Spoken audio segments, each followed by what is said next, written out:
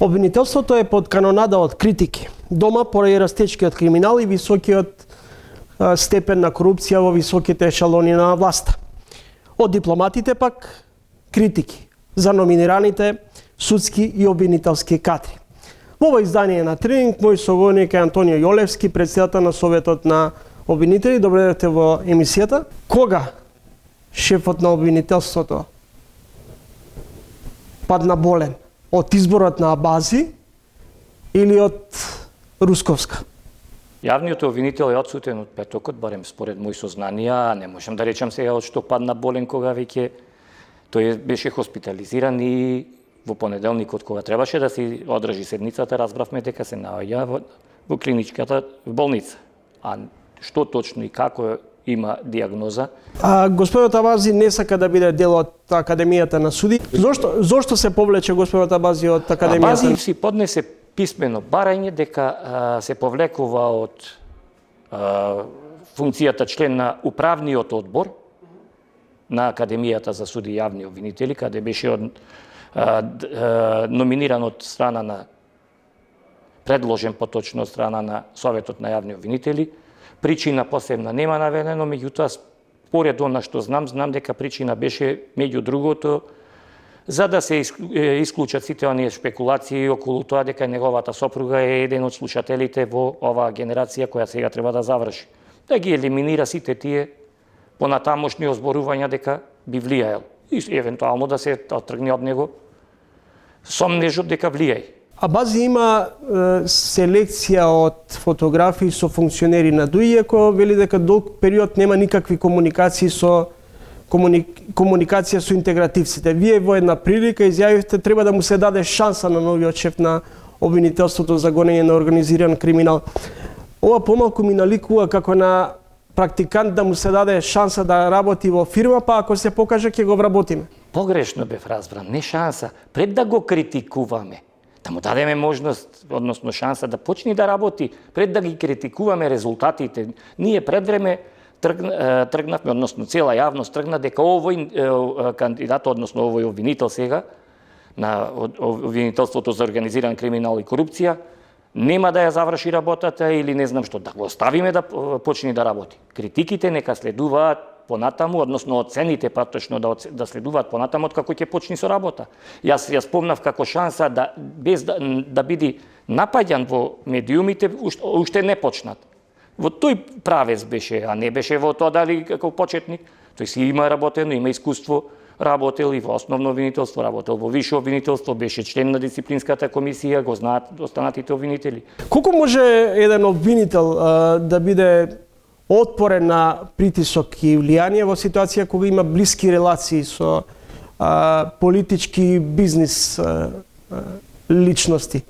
Тоа зависи од самиот човек, од самиот обвинител, од неговиот интегритет. По правило ние ги викаме дека сите обвинители треба да имат, како и судиите, како и останатите носители на функција, зборуваме за независните, не за оние од политиката, тие од политиката се други, да речам, функционери кои не знам како тие постапуваат, меѓутоа за делот на обвинителството и судството, по правило, обвинителите и судиите треба да имат свој интегритет. Колку тие ќе се изборат, зависи од самите нив. Очекуваме дека обвинителството за гонење организиран криминал и корупција ќе се завршува работата онака како што треба и од новиот шеф ќе се ги преземе сите мерки за да функционираме според оние задачи и задолженија кои ги има. Дека ќе се гони криминалот, односно ќе се завршуваат повеќе предмети кои се во надлежност на тоа обвинителство. Дали ова значи дека предходничката на Абази, господјата Русковска, не ги испорача резултатите во справувањето со корупцијата и криминалот? Не можам да речам дали ги испорача или не. Ние позитивно сме ги оценували извештаите во времето кога беше господица Русковска шеф на тоа обвинителство. Меѓутоа, кажувам што се очекувањата од сегашниот шеф, кој треба доправа да почне и од тие очекувања, очекуваме исто да продолжи. И ако може и да ги подобри. Секогаш имаме од добро и подобро. Господине Јолевски, точна е вашата можеби констатација дека пораката на американската амбасадорка е политичка, меѓутоа Го слушате ли вие ехото на јавноста за критиките за неажурност, нетранспарентност, помалку селективен пристап? Го слушаме и тој дел. Нормално е дека јавноста сака да биде запознаена со повеќе детали, со повеќе податоци. Нормално е дека сите тие, посебно инволвираните страни во делот на судството, на обвинителството, каде што имаат своји пријави, каде што имаат своји предмети или каде што имаат свој интерес, да се повикуваат на ажурност и да бараат одлуки онака како што бара законот. Сето тоа е делумно точно, бидејќи ажурноста како ажурност, јас сметам дека не е на највисоко ниво, дека не треба да се подобри. Меѓутоа капацитетите од друга страна во обвинителствата се такви што токму политиката во долги години наназад не ги пополнуваше, односно дали тоа беше преку академијата, на кој начин се одливаја кадри. Ние дојдовме во ситуација да сега имаме 82 обвинители помалку од потребните 244. Тоа се 1/3 од оние систематизирани места, не ги вклучуваме тука 18 систематизирани места кои одат на организиран криминал и корупција, за гонење на организиран криминал. И да сакаат во одредени места имаме само еден обвинител. Нормално тоа се одразува на делот на ажурноста. Битно е да не се одрази на делот на квалитетот, да не ги грешат работите во делот на правичноста и на законитоста во постапувањето. Ажурноста ние гледаме дека е доста намалена заради огромниот број на предмети, а намалениот број на обвинители.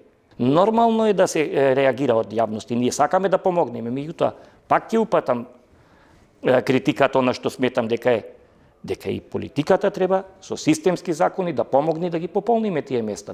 Господин Олевски, издржани ли се забелешките на американската амбасадорка за тоа каде што таа вели дека изненадена е од начинот и постапката на изборот на новиот шеф на обвинителството за гонење на организиран криминал и корупција? Ако зборуваме за постапката, не сметам дека тука има било какви забелешки. Таа постапка е согласно законот. Законот за јавно обвинителство од 2020 го предвиде ваквиот начин на избор на основен јавен обвинител за гонење на организиран криминал и корупција.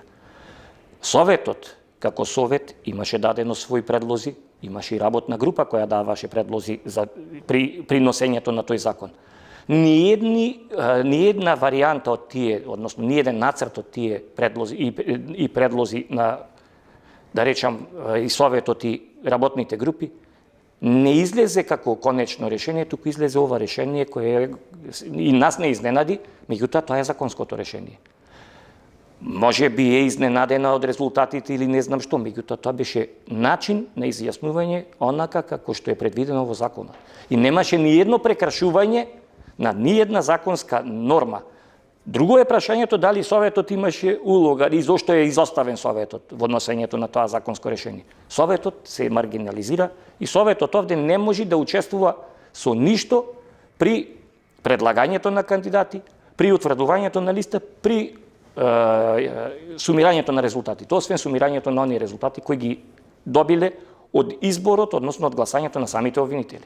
На што ви личи овој непотизам, керки, снаи, зетовци, поблиски, подалечни роднини да се инсталираат, вработуваат во судови, академии на суди, обвинителство? Непотизмот не е дозволен, велиме, меѓутоа да не одиме воопштено. Се треба да се има конкретни примери каде се најдуваат тие, да речем, членови на семејства или не знам кој. Вие спомнавте, тоа треба да се испита од случај до случај. Не можеме ние генерално да речеме дека се сите примени по ова или по она линија заради родителите или заради роднините. Имаме еден куп од тие кандидати кои се заслужни за она што го постигнале во својот живот и за својата работна кариера. Имаме луѓе кои ги поминале и факултети, сите оние приемни испити, стигнале до она што стигнале. Друго е прашањето на кој начин, ако сакате да кажете, дали некој им помогнал. Не можам тука да знам дали некој им помогнал за сето тоа да го постигнат. Помалку излезе индикативно повлекувањето на господјата Фатиме Фетај во трката за председател на Висшето јавно обвинителство, иако била оценета со најдобра оценка. Во јавноста проструја неколку дилеми и помалку шпекулативни, дека Фатиме Фетај била уценета па се повлекла, дека веќе однапред се знае кој ќе биде председател на висшото јавно обвинителство, и третата дилема е дека и тука политиката има вмешано прсти. Ни едната, ни другата, ни третата, јас не можам да ви ги одговорам да кажем. Прво, не знам дали врз неја се вршело влијанието, само таа може да ви кажи, зборувам за јавната обвинителка Фатиме Фетај. И за мене беше изненадувачки кога стигна мејлот, меѓутоа, тоа е незина волја.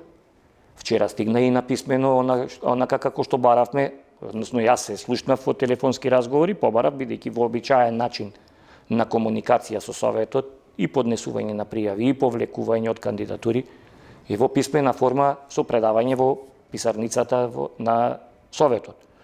Причините не можам да ги знам, затоа што во ниеден момент не изнесе дека некој извршил влијание или дека била принудена да ја повлечи кандидатурата. Од друга страна, се уште Советот нема донесена одлука, ниту можам да знам дали некој од членовите имат некому ветено, онака како што вие велите, дека пред време се знае. Никогаш не се знае пред време пред да се одржи седницата кој како ќе гласа. Гласањата се јавни и сите може да ги проследат и да слушат. Дали вие мислите дека Русковска можеше да покрене обвинителен акт против Зоран Заев? Дали ја Бази може да очекуваме да покрене обвинителен акт ако има основа против лидерот на Дуи Ахмети? Дали можеше обвинителот Шврговски да покрене акт против екс-премиерот Груевски? Секој кој работи како обвинител, законски има право да води постапка, да покрени постапка, односно, како што вие го нарековте, да започне и било каква кривична постапка ако има сторено кривично дело. Ако има основи на сомневање, а после тоа и основаност на сомневање, меѓутоа првично да има основи на сомневање дека е сторено некое кривично дело. Тука никој не е исклучен дека против ова или оној не може да се покрени постапка. Тоа зависи од оној кој ја води таа постапка. Она што прее го реков. Дали обвинителот го има тој интегритет за застани и да се ја води постапката. А дека може, секој може. Секој обвинител. Па и должност му е на обвинителот да поведи постапка ако има сторено кривично дело.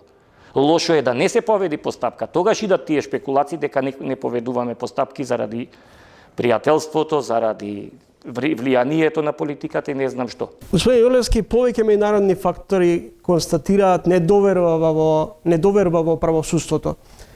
До кога и како ќе се надминува лоша перцепција во правосудниот систем? Недовербата имаме ние времења наназад низ оние анкети. Дали е така или не е така е друго прашањето, затоа што перцепцијата е едно, состојбите се сосема малку поинаку. Во секој случај, за да на граѓаните и на сите останати им докажеме дека на вистина функционираме, треба почнеме да ги засучиме ракавите и да работиме. Да испорачаме резултати. Пред се да си исчистиме собствени редови ако сметаме дека некој злоупотребува својата функција, почнувајќи од себе си да тргнеме како обвинителство, судство. Ако имаме луѓе кои не си ги вршат своите работи, кои злоупотребиле својата функција, треба да ги отстраниме.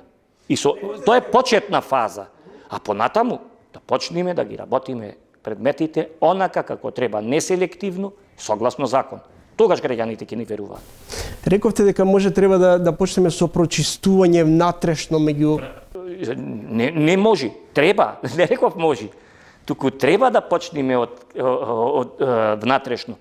Затоа што, ако ние самите, кои меѓу себе се знаеме и сме слушнале дека одредени колеги не работат по закон или нешто друго не доведува по сомневање, треба да испитаме и треба да го прочистиме тој дел. Кој е според вас најдобриот модел за прочистување? Еден период се заговараше тезата за ветинг во правосудството, но се покажа, например, дека во Албанија тој процес не ги даде посекуваните резултати. Кога ќе имаме навремени контроли и проверка дали обвинителите работат согласно законот, колку е тоа ажурно И нормално кога ќе проработи тој дел, ќе проработи делот на дисциплинската одговорност. Кога ќе видам дека вишите обвинителства работат, не можам да речам дека е сега селективно, бидејќи ги нема резултатите од нивните надзори. Доскоро немаја надзори. Имаја надзори, ама заради намалениот број на вработени, не се стигнуваше. Сега сметам дека треба да ги засилат тие надзори, треба да се провери. Тоа е начинот на неселективно, затоа што кога ќе влеземе во сите обвинителства, кога ќе се провери работењето по подрачја, зборувам, по виши подрачја, лесно се утврдува кој има резултати, кој нема резултати во работењето, кој има кој од оправдани, кој од неоправдани причини. Со тоа ќе знаеме кои кадри треба да останат, кои кадри не треба да останат. Благодарам за гостувањето во емисијата. Благодарам и јас за поканата.